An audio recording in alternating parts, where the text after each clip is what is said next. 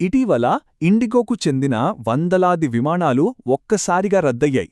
దీంతో దేశవ్యాప్తంగా ప్రయాణికులు తీవ్ర ఇబ్బందులు పడ్డారు. సోషల్ మీడియాలో అయితే దీనిపై రకరకాల కథలు, కుట్ర సిద్ధాంతాలు తెగ వైరల్ అయ్యాయి. అసలేం జరిగింది? ఇది నిజంగా ఎవరైనా పన్నిన కుట్రనా, లేక మన విమానయాన వ్యవస్థలోనే ఏదైనా లోపముందా?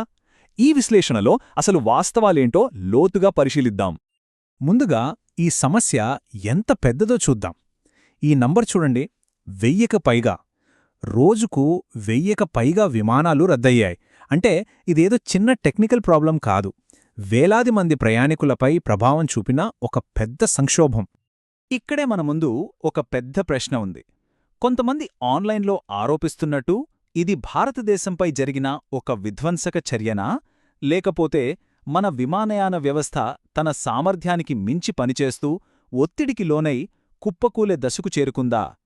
ఈ రెండు వాదనల వెనుకున్న నిజానిజాలేంటో ఇప్పుడు చూద్దాం. సరే, అయితే మొదటగా ఈ కుట్ర సిద్ధాంతం సంగతేంటో చూద్దాం. ఆన్లైన్లో విపరీతంగా చక్కర్లు కొడుతున్న ఈ వాదనలో నిజమెంతుందో ఒకసారి విశ్లేషిద్దాం. ఈ సిద్ధాంతం వినడానికి చాలా ఆసక్తికరంగా ఉంది కదా. దీని ప్రకారం భారతదేశం రష్యాతో సన్నిహితంగా ఉంటోందన్న కోపంతో ఎయిర్బస్, నాటో దేశాలతో కలిసి మనల్ని దెబ్బతీయడానికి ఈ విమానాలను ఆపేశాయని అంటున్నారు. మరి ఇందులో నిజం ఉండే అవకాశం ఉందా? ఈ సిద్ధాంతాన్ని నమ్మే ముందు కొన్ని లాజికల్ ప్రశ్నలు వేసుకోవాలి. 1. ఎయిర్బస్ తన అతిపెద్ద కస్టమర్నే ఎందుకు ఇబ్బంది పెడుతుంది? 2. నాటో లాంటి సైనిక కూటమి ఒక దేశంలోని సాధారణ పౌరులు ప్రయాణించే విమానాలను ఎందుకు టార్గెట్ చేస్తుంది? అన్నింటికన్నా ముఖ్యంగా 3. ఈ ఆరోపణలకు బలమైన ఆధారం ఎక్కడుంది? ఒక్కో ప్రశ్నకు సమాధానం వెతుకుదాం. ఇది చాలా సింపుల్ బిజినెస్ లాజిక్. ప్రపంచవ్యాప్తంగా ఎయిర్బస్ కంపెనీకి ఉన్న కస్టమర్లలో ఇండిగోనే అతిపెద్దది. ఇండిగో వాళ్ల దగ్గర్నుంచి దాదాపు 1000 కొత్త విమానాలను కొనుగోలు చేస్తోంది. మరి అంత పెద్ద కస్టమర్ను కావాలని ఇబ్బంది పెట్టడమంటే తమ వ్యాపారాన్ని తామే నాశనం చేసుకోవడం లాంటిది కాదా? ఇది ఏమాత్రం నమ్మశక్యంగా లేదు. ఇక మూడో ప్రశ్నకొద్దాం. సాక్ష్యం ఎక్కడా? చూడండి, ఈ కుట్ర సిద్ధాంతానికి మద్దతుగా ఒక్కటంటే ఒక్క ఆధారం కూడా లేదు. కంపెనీల నుంచి ఎలాంటి లీకులు లేవు, ప్రభుత్వ దర్యాప్తులో ఏమీ తేలలేదు. అంతా కేవలం ఊహాగానాలే, ఆధారాలు సున్నా. సో, మన దగ్గరున్న వాస్తవాలు, లాజిక్ ప్రకారం చూస్తే ఒక విషయం స్పష్టమవుతోంది. ఈ కుట్ర సిద్ధాంతమనేది సినిమాల్లోనో కథల్లోనో బావుంటుంది కాని వాస్తవ ప్రపంచంలో దీనికి ఎలాంటి ఆధారాలూ లేవు.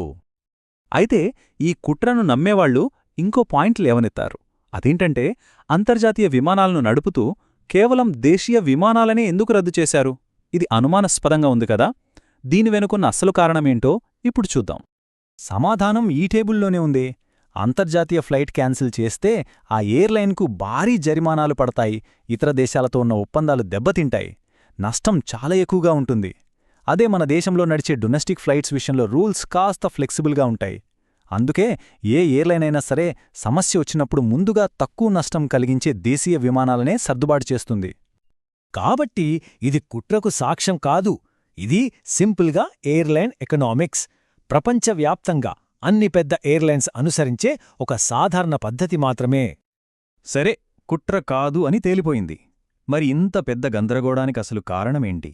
ఈ సంచలనాలకు దూరంగా వాస్తవాలేంటో ఇప్పుడు పరిశీలిద్దాం. మనందరి మదిలో మెదులుతున్న ప్రశ్న ఇదే. కుట్ర కాకపోతే మరి ఏం జరిగింది? ఇప్పుడు ఆ అసలు కథలోకి వెళ్దాం.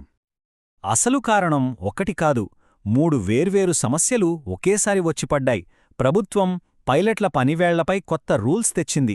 అదే సమయంలో ఎయిర్లైన్స్లో సిబ్బంది కొరత ఏర్పడింది. వీటికి తోడు సరైన ప్లానింగ్ లేకపోవడం, ఈ 3 కలిసి ఒక పర్ఫెక్ట్ స్టామ్ని సృష్టించాయి. ఈ సంక్షోభంలో కీలకమైన పదం FDTL. సింపుల్గా చెప్పాలంటే పైలట్లు ఎంతసేపు పనిచెయ్యాలి, ఎంతసేపు రెస్ట్ తీసుకోవాలి అనే దానిపై ప్రభుత్వం పెట్టిన కొత్త రూల్స్. పైలట్ల అలసటను తగ్గించి మన ప్రయాణాన్ని సురక్షితం చేయడమే దీని ఉద్దేశం. మంచి ఉద్దేశమైనా దీన్ని అమలు చేయడంలోనే సమస్య వచ్చింది. ఇక్కడ తప్పెవరిది అంటే ఇద్దరిదీ ఉంది. ఎయిర్లైన్స్ ఏమో ఈ కొత్త రూల్స్కి తగ్గట్టుగా తమ సిబ్బంది షెడ్యూల్స్ని ముందుగానే ప్లాన్ చేసుకోలేదు. మరోవైపు ప్రభుత్వం కూడా ఎయిర్లైన్ సిద్ధంగా ఉన్నాయో లేదో సరిగ్గా చెక్ చేయకుండానే ఈ రూల్స్ని అనౌన్స్ చేసింది. అంటే ఇది కావాలని చేసింది కాదు, సరిగ్గా ప్లాన్ చేసుకోకపోవడం వల్ల జరిగిన పొరపాటు.